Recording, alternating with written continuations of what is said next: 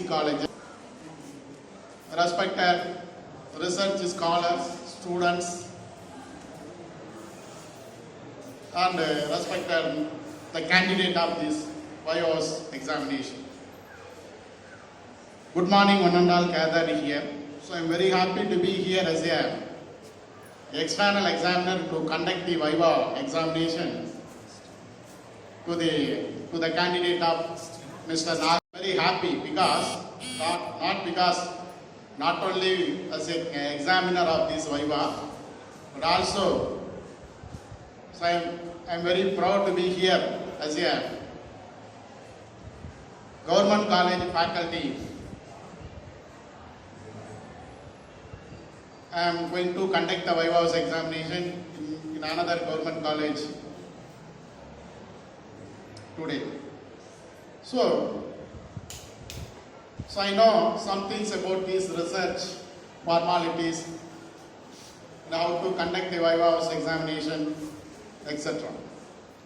Because under my guidance, the 15 candidates were awarded PhD in my institution,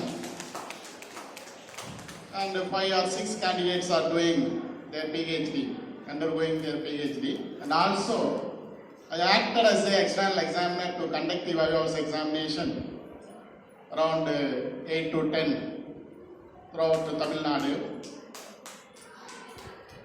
So really, here this is one of the very unique and different atmosphere.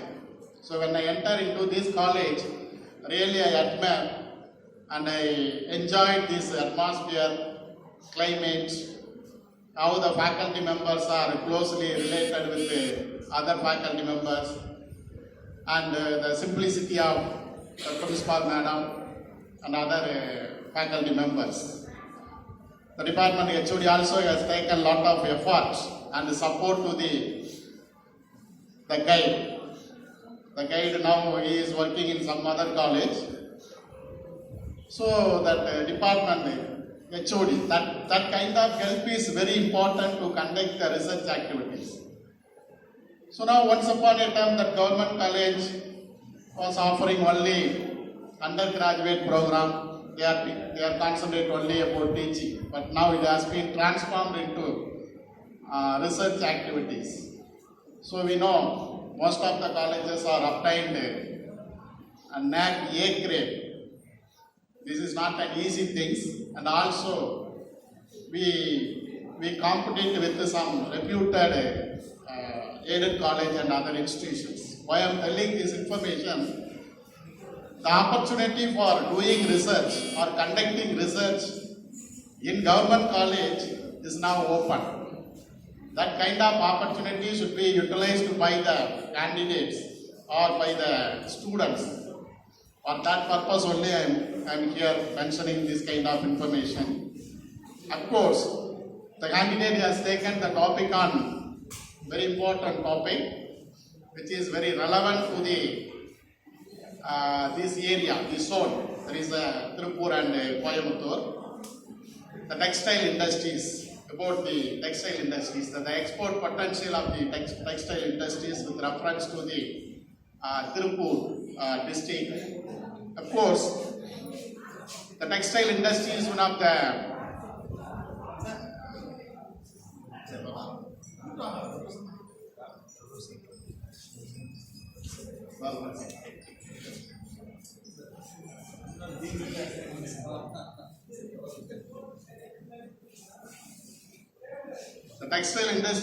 the second largest employment generation industry in our country, next to the agriculture sector.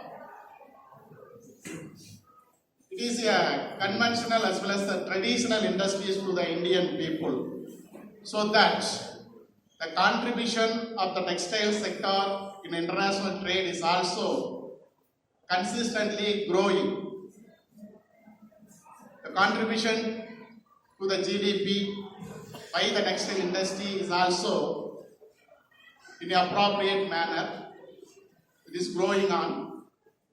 Very particularly in India, Coimbatore, Tirupur and Karur contributing much to the the economic development of the country towards through the exporting of the textile products.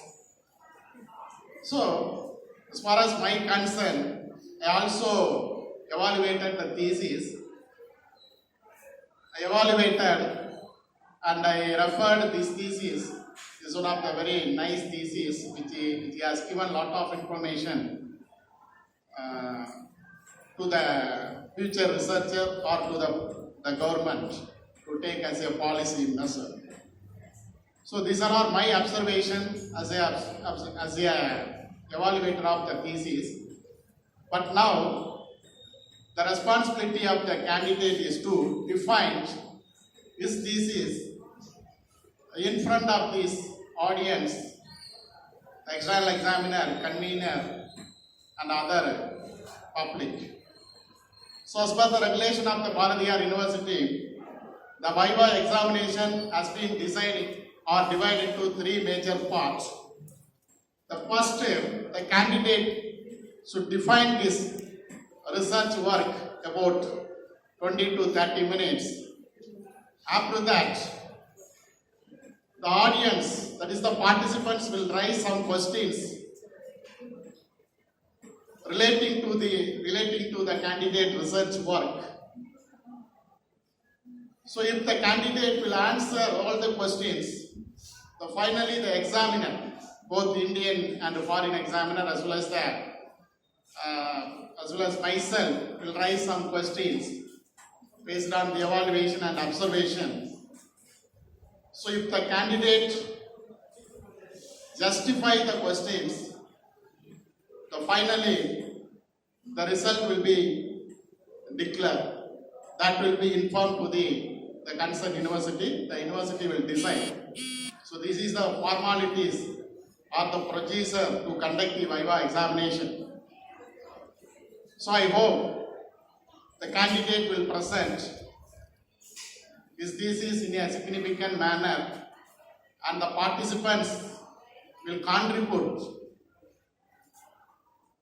Even they can also support to the candidate to strengthen the research and the information which he has given in this thesis. So with these few words, now I invite the candidate to present his thesis about 30 minutes. Thank you. The Viva examination. So again I am telling, the research is only the ground.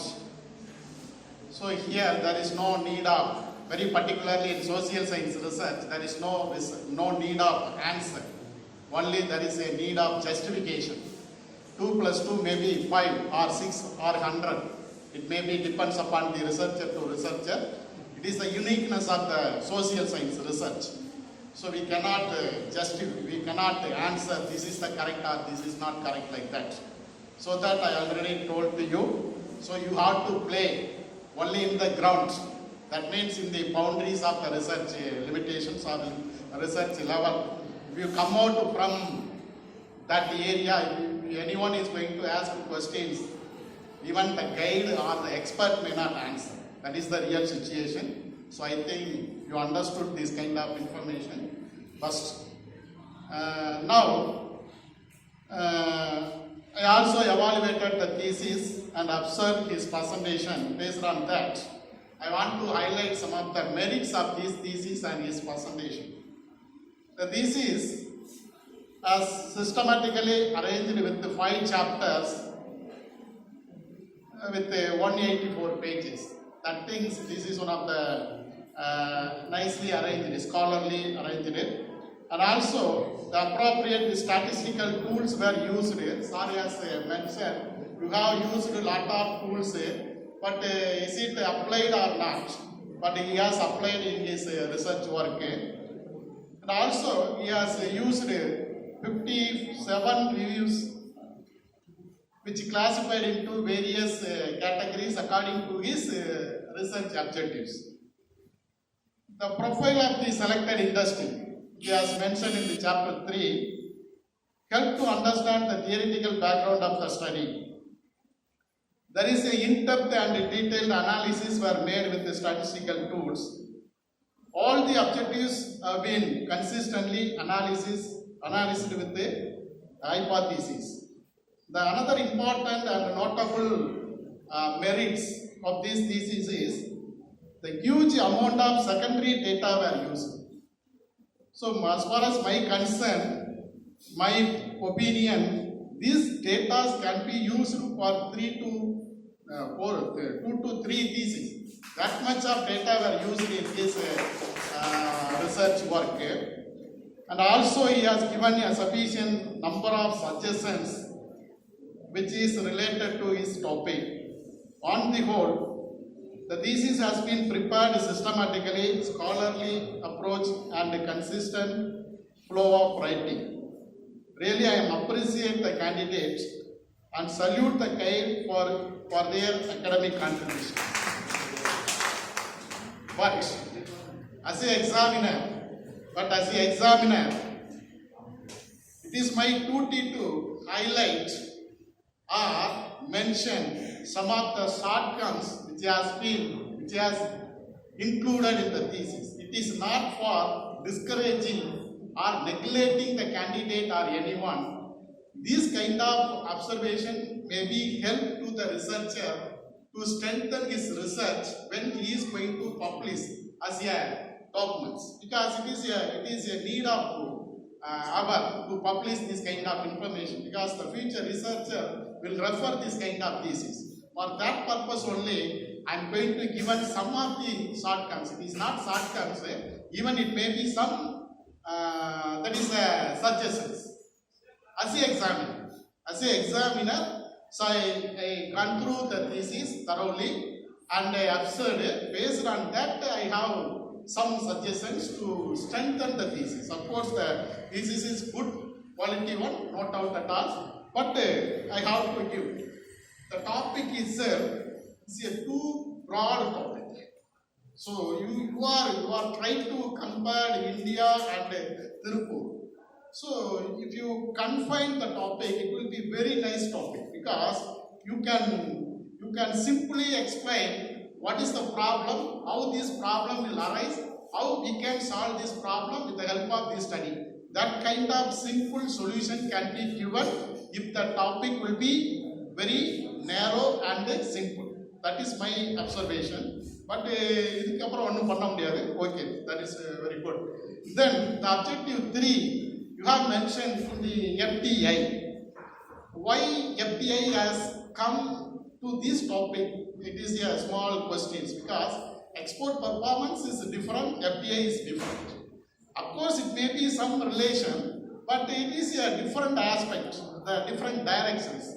When you are going to concentrate export performance, you can continue how this export performance is there, like that you can go. If you are come to FDI, that is a different direction. When we are going to merging these two directions, there will be limitations, there will be a complex. So that can be avoided, that would be avoided, or that can be strengthened when you are going to publish in your thesis. That is the thing. And you have given only very limited conceptual framework. That is a very simple conceptual framework, because Sir has given, he has raised a lot of questions relating to the topic. So you have to mention the conceptual framework, what are the items are there, what is quota, what is qualitative restriction, everything should be given as that is called as a conceptual framework. Then only the layman can easily understand the thesis. If I don't know anything about multi-fiber agreement, how I can understand the thesis? So like that, you have to mention everything in a small and short manner as a concept. That will be very useful not for you. Those who are going to read the thesis in future, that they will get some more understanding. Even Sir also has said proportional ethics. Somebody may not aware about the proportional ethics. What is proportional ethics? If you mention in your thesis, it will be very easy to understand the researcher, the future researcher. And also, nowadays, all the research thesis consist of some models, some models. But you are not applied any sum model in your thesis, but lot of data are there, opportunities are there. If you applied any sum model, it will be very nice because this sum model can be copyright. You can apply for the copyright. It will be your original property, intellectual property. So now that academicians and researchers are instructing to all the researchers must do some model in their research, that should be get the copyright. So that will be very important things. Then some corrections in the bibliography, there is some year mistakes and some things, you can be corrected because when you publish this thesis, it should be error-free thesis. And also some suggestions may be generalized suggestions. You have mentioned that is the professional ethics, export credit guarantee corporation, e-tailing. These are it's not directly related with the data.